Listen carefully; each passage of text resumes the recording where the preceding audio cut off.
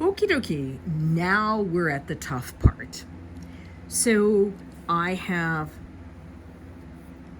top stitched the zipper in the back, and now I want it to look perfect in the front.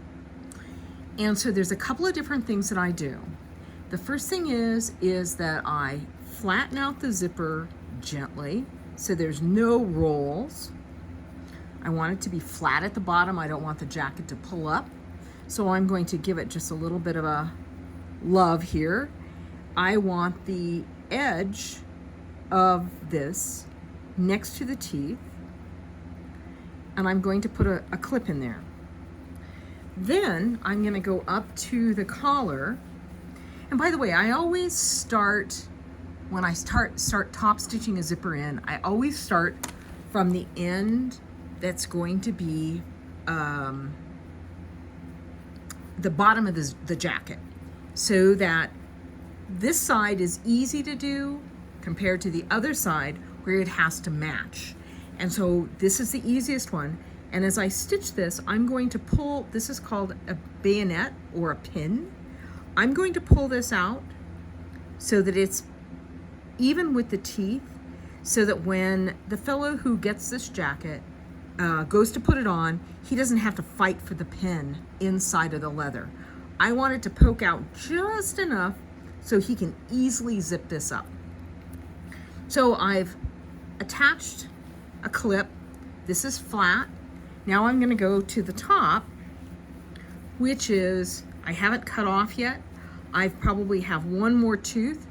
I'm going to wait until I get there. So just in case there's a problem. And so what I've done is I have smoothed the jacket out, and notice the back side of this has a little clip, like a roll to it. So when I stitch it, I've got to put my fingers under there and flatten that out.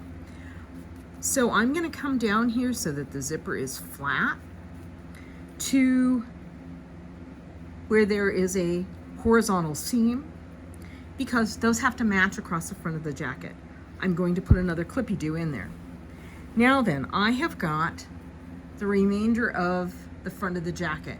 And if you see this, you notice that there's a little bit more zipper in the back on the facing than there is in the front.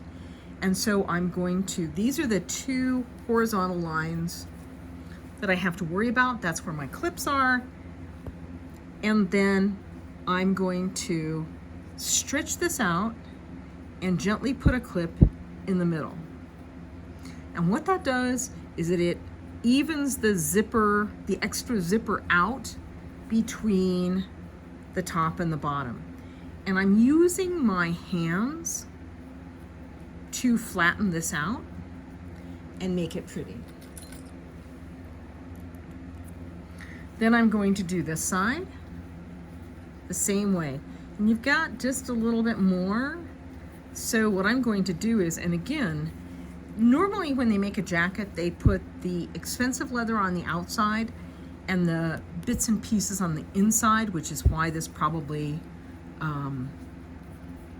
is just a little bit bigger. It's because the fabric on the back, or the leather on the back, is thinner and it stretches just a little bit more.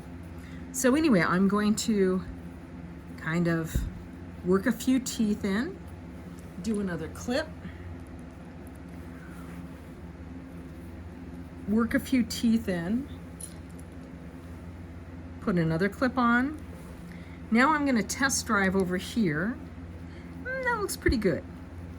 So now I'm going to put another clip in here. So the real key is now is you are going to start from the bottom.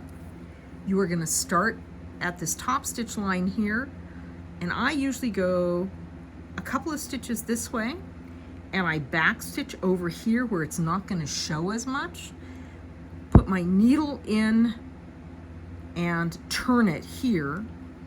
Then I'm going to stitch across this and probably back again, and I'm going to do it in the ditch.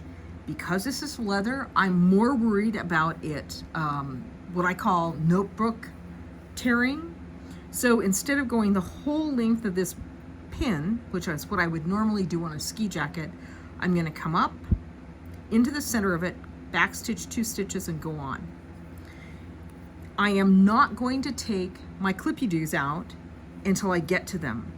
And I am going to gently pull and push the back out of the way as I sew, so that my needle is going to go right where the old stitching was. I am using a text 40 thread, a size 16 needle.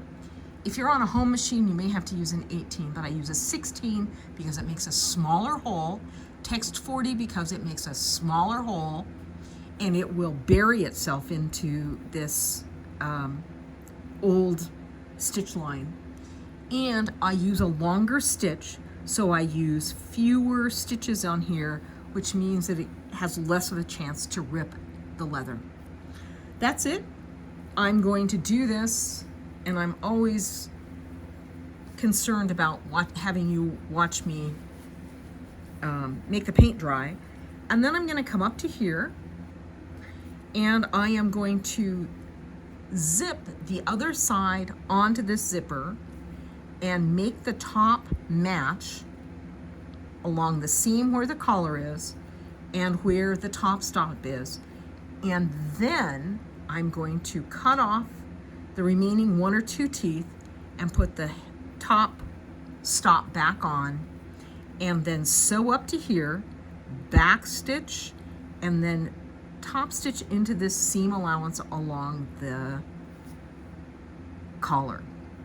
And I'm going to bury my thread in here so it doesn't have some little silly poking up piece of thread there. Okay, so now I'm going to sew. I'll be back in a minute. Ta.